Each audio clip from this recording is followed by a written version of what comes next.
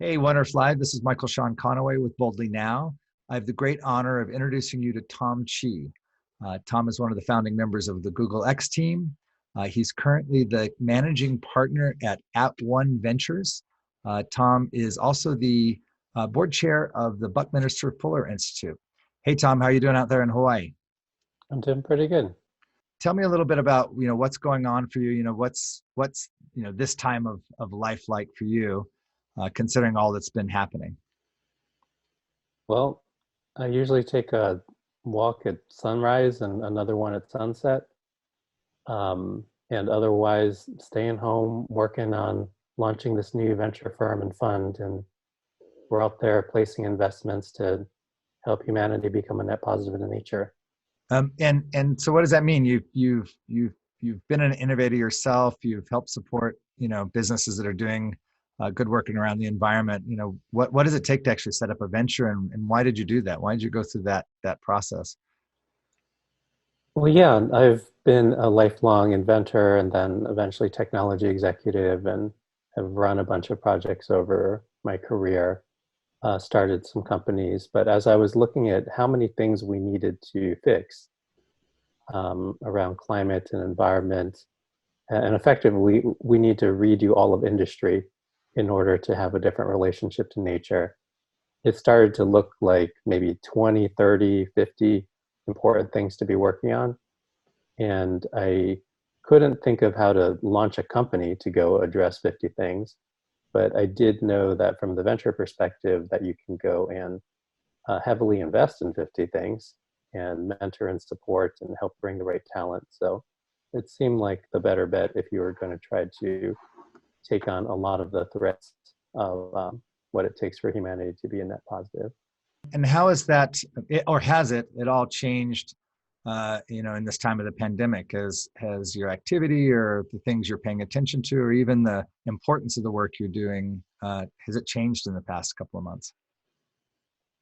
So in a way, it's only strengthened because we're looking at the things that are kind of foundational to building a different relationship to nature and the industries that are effectively essential industries, redoing food and agriculture, redoing materials and manufacturing, redoing a lot of these basic things. So um, unlike a lot of kind of retail businesses or startups that are kind of for a B2C type thing, then yeah, no, we still need all the things that our companies are working on. And it's, if anything, there's been more interest that has gone to them because folks are looking for a different way. Yeah, great. And there's a lot of talk about like what happens after the pandemic, after the pandemic is subsided, and this notion of like back to normal, not back to normal. And there seems to be people, proponents on both sides of that conversation. What is it that you see as an impact from this period of time for people, and I guess, and specifically for the kinds of work that you're doing? Is there going to be a different world when we get to the other side of this pandemic? Yeah, the world is fundamentally changed. And I know a lot of people have said that. Let me get really concrete about it. Um, Really, there's three different worlds slash types of truth. So there is the physical world. And it's governed by physics. It worked the way that it worked even before humanity existed. Then there's the world of society and community, where within, interrelations with people, we can set up particular ideas. Like the economy is basically an idea. It didn't exist, before humans existed and kind of decided to work together in a particular way. And this is the layer that's going to get disrupted a huge amount during this time period. And it's actually the one that we kind of think about the most when we think about whether life is normal or not. And then the third layer is basically personal truth and personal life. So within oneself, what is true. Now, I think what has been problematic is that we've built a type of middle layer, which is not really in concert with the physical layer of nature and reality. and isn't totally in concert with, from the social justice side, of personal truth for the majority of the world. And I think like the oppression of women, for example, just straight out, more than half the population is women. And yet, from the personal truth side, we do a bunch of things that, as a society, that are not in concert with that.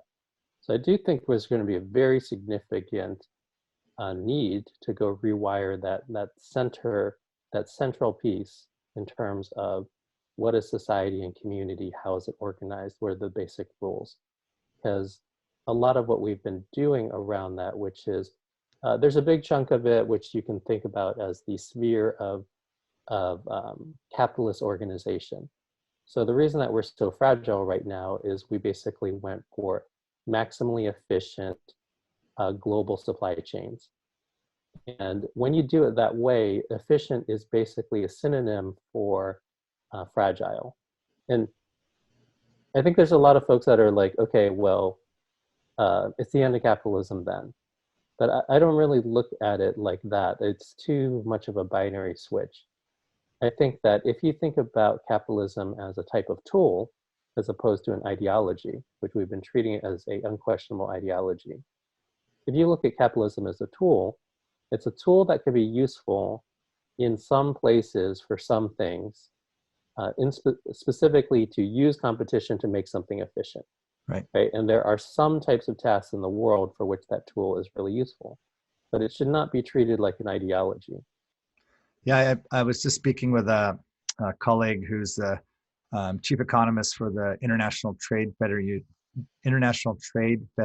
Union, or International Trade Union Federation, and she was negotiating some stuff with Zara, and the owner of Zara is one of the richest people in Europe, and Zara is a fast fashion brand, and she was saying that they have 3 months of capital because they're so efficient, and all of their fashion is on demand, and the time from design to market is so short that they just had no way to prepare to having the shops on Main Street closed for 2 months, and they just are running out of cash. And you look at that, it's like that's not fragility that's just breaking for people. It actually breaks for the business as well. And I think that's something that people are kind of misunderstanding. Like these big brands, they've built their house on a fragile model as well. And so that's why I think it's probably a better chance to look at re-examining that, because these businesses probably don't want to be subject to these kinds of destructive forces for themselves.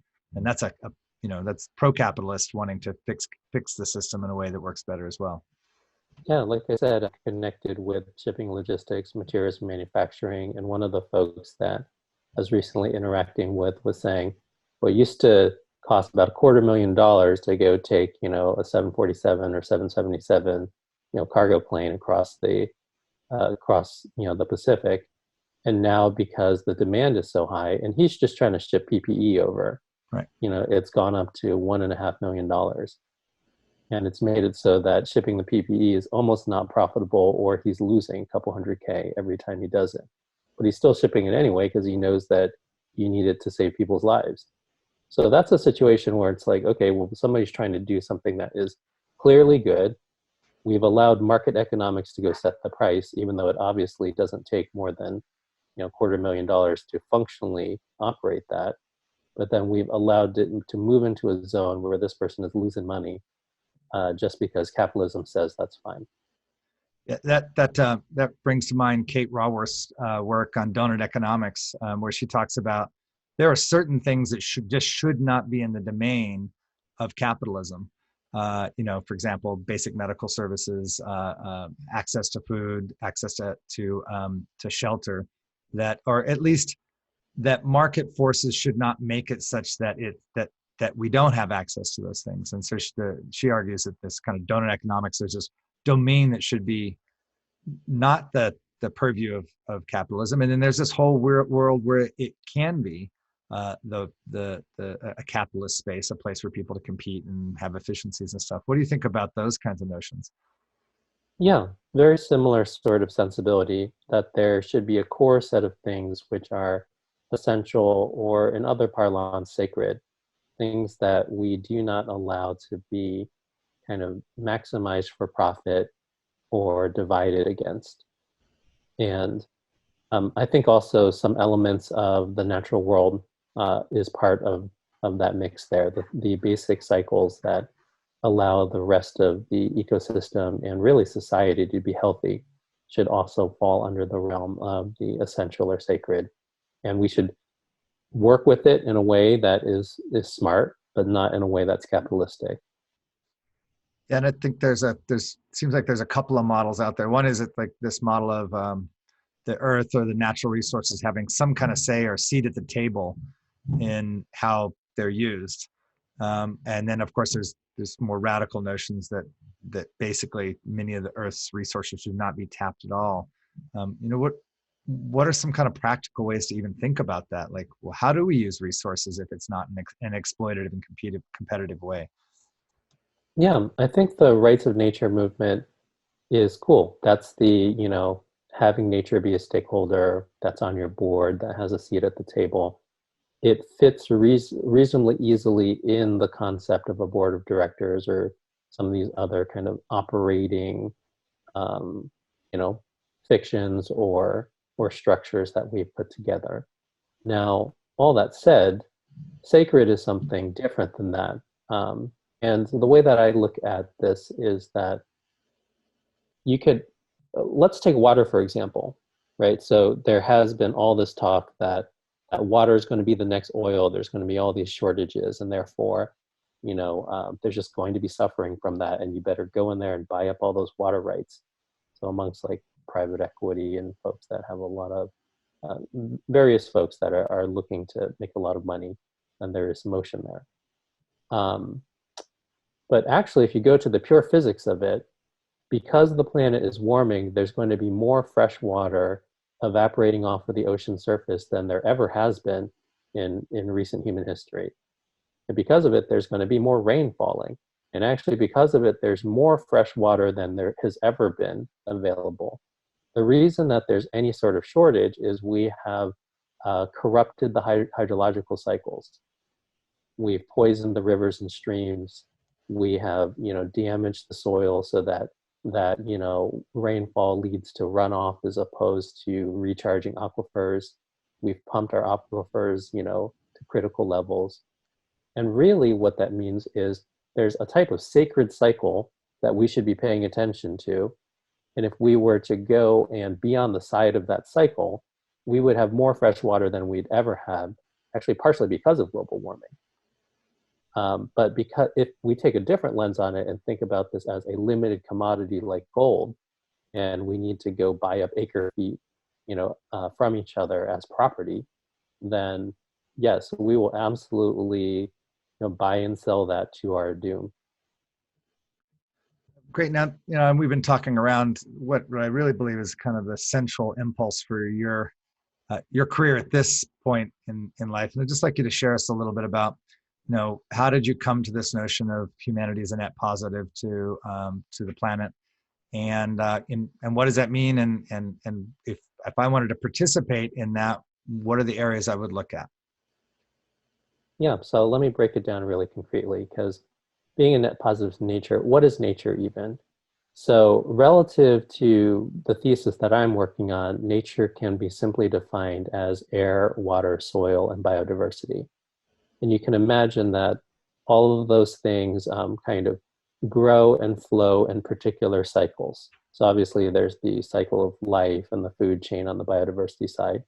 But you can think about the movement of air, the circulation of air as a type of cycle. You can think about the hydrological patterns of water as a type of cycle. You can think of the growth of topsoil and the way that it is, it encourages terrestrial plants and biomass and as a type of cycle. And right now, every industry that we have on the planet has some sort of footprint across all of those. We're paying a lot more to the air one right now relative to greenhouse gases, because we basically say, look, there's a type of imbalance that we're creating through the excess production of greenhouse gases in the air. But if you were to kind of scoot back and say, no, actually, you have a footprint across all four. Every industry's got a footprint across all four. And, you know, in the absence of industry, there is a way that those cycles run healthily. But in the presence of industry, we actually have a choice. We can make it so that we, corrupt or damage or pollute those cycles, or you can set up industry where it encourages those cycles to run in a healthy way. So for example, you can do agriculture in a way that builds topsoil as opposed to depletes it. And now you're kind of on the side of nature in so doing. Similarly, you can go and develop forest products that encourage you to go maintain entire ecosystems. And you're creating habitat and you're sustaining habitat as opposed to, slash and burning a rainforest in order to go clear some land for soybeans. You can go work with hydrological cycles. So, in hydrology, the rain falls, and because of gravity, it eventually makes it to the sea. You can think about the, how much value the droplet of water has between the mountaintop and the sea as its own type of optimization problem, where this drop of water, could just immediately be pumped into some industry that we have, and there's one set of organisms that benefit, and there's relatively few organisms. Or you could say from this gravity journey from the top of the mountain to the sea, you might actually be able to benefit millions of organisms. And that's a thing that industry can also have a hand in. We can go design our systems so that, in the process of a drop of water flowing or a photon coming from the sun and hitting the earth, we try to benefit the maximum number of organisms on the way between the higher energy state and the lower energy state. Effectively, it's a type of, like, the engineer and scientist in me thinks of that as just as straightforward an optimization as what we've currently done, which is less of a real optimization. The optimization that we've currently done is an optimization around capital, which is an idea. Capital is as real as we think it to be, and we decide collectively that it is. I think of the optimization of a photon as being extremely real, way more real than an economy, and the optimization of a water droplet way more real than an economy. Now, if you build an economy off of things that are that real, then it ends up being way more robust. And one other thought I'll put out there, I think if we were to move in that direction, all that is happening is we are making something that is akin to what life is. Life could simply be described as the algorithm for savoring every photon, right? Like, as life progresses and it diversifies and it goes into every pocket of and every biome, then what it's doing is finding new ways to savor photons. Right. And us as a civilization have savored capital, which is basically a concept. It's not as real as a photon. So part of what we're talking about here is just rebuilding it and pointing our creativity at something that's real, as opposed to a collective fiction. And if we were to do this, this notion of climate change, what happens to that? I mean, it really feels often that the challenges with the water and the oceans and topsoil and clean air and right now just incredibly decreasing biodiversity. It just feels like sometimes like it's a bit of a hopeless case. If we could adopt some of the things you're talking about, would that change? It's definitely not a hopeless case. The cycles of nature want to run well, and actually, I think the pandemic is showing a great example of, even if we pause for a second, the cycles of nature are wanting to kind of swell and come back. And imagine the industry that we created was not about suppressing that. It was about going along with it or even amplifying it. How quickly like some of the industries I work in are about active ecosystem restoration. We have drones that can plant 120 trees a minute, and we don't plant any monocultures, we plant these diverse ecosystems, and you see them starting to come up. You say, wow, I mean, we're actually not doing most of this work. The seeds are doing the work, the soil is doing the work, the soil microbiome is doing the work, the birds that are coming back are doing the work. And, of course, we are through industry doing a little piece of it. But imagine like all of our industries were basically doing these high leverage things where nature is on our side. Nature is the intrinsic multiplier. Because people are always looking for leverage from the economy and finance side. They're like, well, or from the business side broadly. What do you have that gives you competitive leverage on these other things? What if the natural cycles of nature was your leverage? Because nature wants to do all these things that are ultimately very healthy and self-sustaining. What if you said, well, we'll get at the beginning of that chain and just help that along? And now that the aquifer is restoring itself because of some changes to agriculture, well, great. Now we're full to the brim of something that is extremely valuable that we can take part in for a long time. Fantastic. And in regards to that, for just our audience, what can they do about this? I mean, like what you're saying sounds really cool, but many people aren't already engineers or captains of industry. Like how could they get involved, or what are the things they can look to that can support this more benefit to the planet version of the economy or economics or business or the things we put our life up to? So definitely something that we make a choice about every day is the stuff that we eat. And animal agriculture and kind of the associated businesses around it are taking up a huge percentage of the Earth's surface. So agriculture overall uses 50% of the habitable land on the planet. And about 3/4 of that is animal agriculture. So we're at this point in time where we are starting to get really interesting alternatives. You've got your Beyond Meats and Impossible, and really I was speaking at this Future of Agriculture conference, and they were showing the 200 food companies that are up and coming right now that have products in market that have got way less of a profile on the earth. And I know, there's already been pushback. It's like, well, is the Impossible Burger that much healthier? Da da da. Well, I'll tell you for sure, it's healthier for the planet by a good amount. And I think that I don't want to shut down the discussion. Let's use that discussion and let's use our dollars to go and get the next one, which is way healthier for the planet and is way healthier for human health. And it is a little bit healthier for human health. It's just not radically. It's not like you just switched over and ate a plate of salad instead of a burger, right? Because there's a lot of saturated fat. That is true. But like, doesn't mean that that's the end point for these things. This is the beginning point for these things. And if we can change the stuff that we're eating, then that is a relatively large impact. And it's one that you do every day. And also on the everyday standpoint is the way that you go run your household. So this sounds dumb, but if you can turn down the temperature of your hot water heater to the temperature you like to take showers at, as opposed to scalding hot, saves a huge amount of energy. And it's a thing that takes you 5 minutes.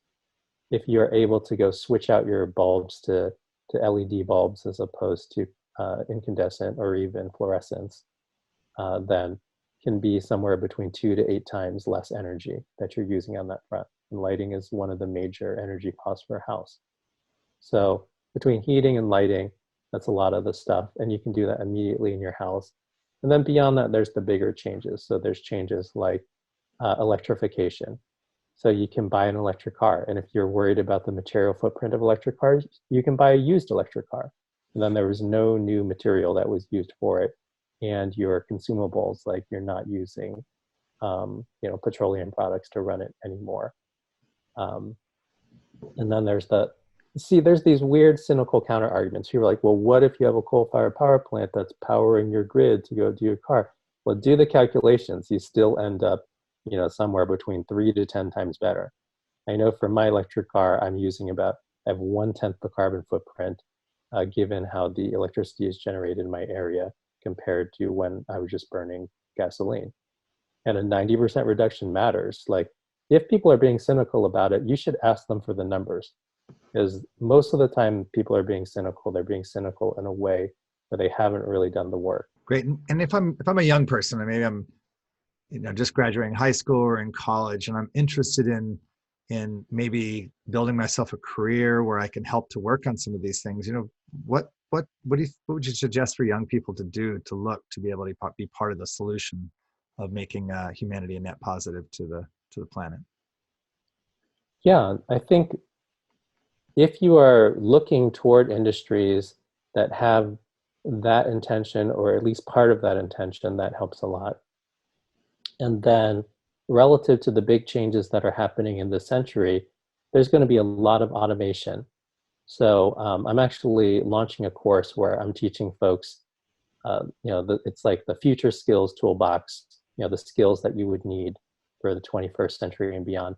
And this is just to give you some of the stuff that's in it. Like they're like, you need to do the things that machines are not going to be better at than humans. So this is creativity, compassion, critical thinking, and community. So I call it the 4 C's. And those are skills that you can be personally developing, and those are skills that in the careers that you build, make sure there's at least some component of them that is using one or more of the 4 C's, because it means that it is less likely to be eroded away by automation over the coming decades. Great. That's a great announcement. Happy to hear that. Where will this course be available? You can just go to my website, tomchi.com, and I'll link it from there. Yeah. Great. And Boldly Now, I'm sure we'll be hosting this conversation and helping people get access to that course as well. Really excited about that. Want to go back to this one little point that occurs to me is really, really problematic and really has shown up in the time of the pandemic as a major breakdown for just people at large. And that is that it seems like over the past 15, 20 years, there's been a growing anti-scientific sentiment that somehow scientists can't be trusted, or they're not good people, or they don't actually have a seat at the table making decisions. And we've seen a lot of just really bad science in this pandemic era, and how actually even bad science for the past 5 or 10 years set up the situation for this to create great suffering, where we could have made other decisions to maybe not have this survive this way. What do you think about that? And what are some of the remedies? And how can people kind of catch themselves in anti-scientific thinking, or get more clear about the distinction between, kind of politically influential information, or actually really scientific information? Yeah. So earlier in the conversation, I was talking about these 3 layers of reality that we are existing in. So one of them is the physical reality of the world, of which science is the best way to go make sense of it, right? We can understand, how the planets go around the sun. We can understand, how these tiny natural processes work. We can understand the function of a virus or a bacteria that is, spreading around the world. Then there's another realm, which is the realm of society and community. And then there's a third realm, which is the, personal life and truth. And what's happening here is the realm of society and community is basically trying to assert its sensibility of truth over everything else. Mm-hmm. And I think that can be fine if it has a deep respect for, well, I'm going to assert some things about nature, but I'm going to be curious enough about nature that I'll just make sure that they're true before I make that into economic policy, environmental policy, etc. But what happens sometimes is within the space of that second chunk, society, we also have this concept of power. And, there is a way that we've organized power where people will kind of enforce ongoing rules for society, which may not be in concert with personal truth, may not be in concert with the truth of the environment or the physical world. So on the personal truth side, you have the entire civil rights movement. You have women's rights, minority rights, LGBT rights. And it's like, well, look, there's personal truth here. And then society doesn't like that. Thinks it's a danger for women to vote. Thinks that it's a danger for schools to be integrated. Thinks it's a danger for queer folks to get married And therefore, let's exert our power and pretend that those things aren't real. Let's pretend your personal truths aren't real so that we can go advance something. What we're getting relative to the pandemic in science is that same sort of sensibility asserting itself on nature.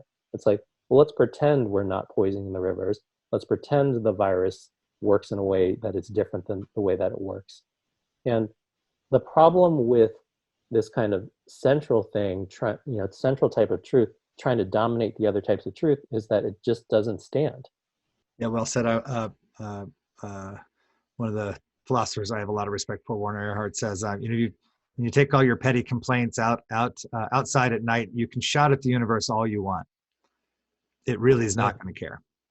And I think there's a little bit of that quality of, especially on the kind of global conceptual level. I mean, there's the kind of our experiential, phenomenological, moment to moment as lived life where we have these experience, and that tends to be a little bit more in keeping with the natural and the real world. But there's this other world of ideas or world of culture and society where we can really spin out quite a ways away from what the universe cares about, at least, and quite possibly get spun out away from the thing that gave rise to consciousness in the first place.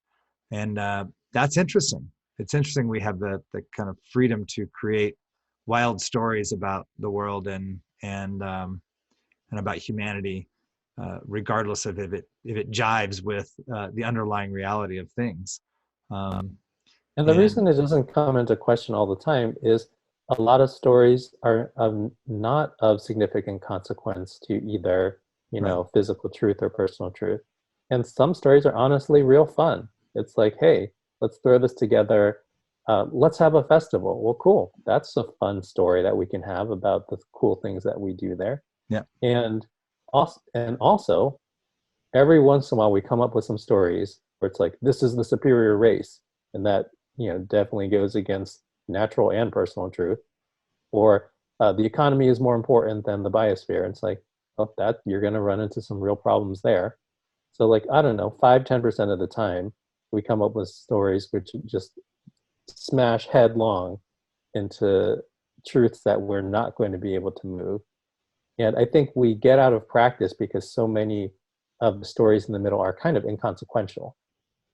Yeah, and if we can use a little imagination, maybe we can create new stories that give us more alignment with the natural world and with and personal truth. I mean, we're free to reinvent all of this stuff.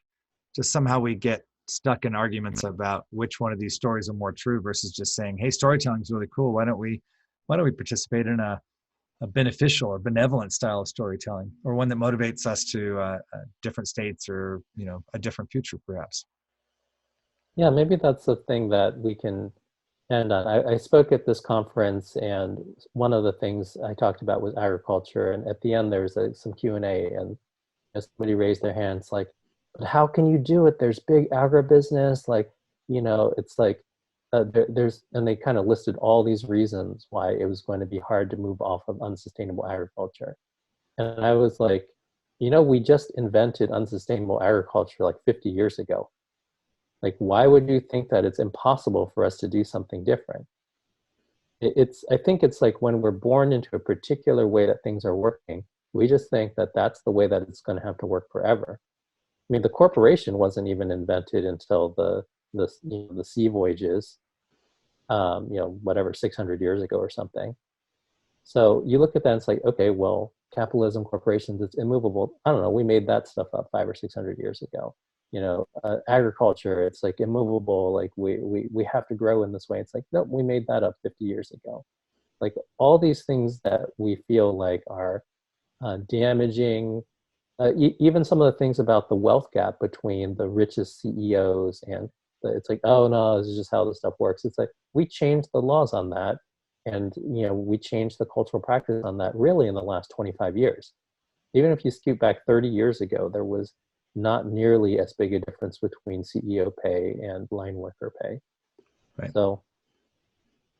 Great, Tom. Last thing, Tom, what do you see for the future for humanity? Where are we going to arrive in 100 years?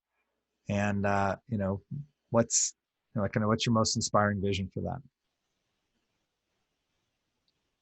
Well, I think that we're going to have figured out a lot of this stuff in 100 years.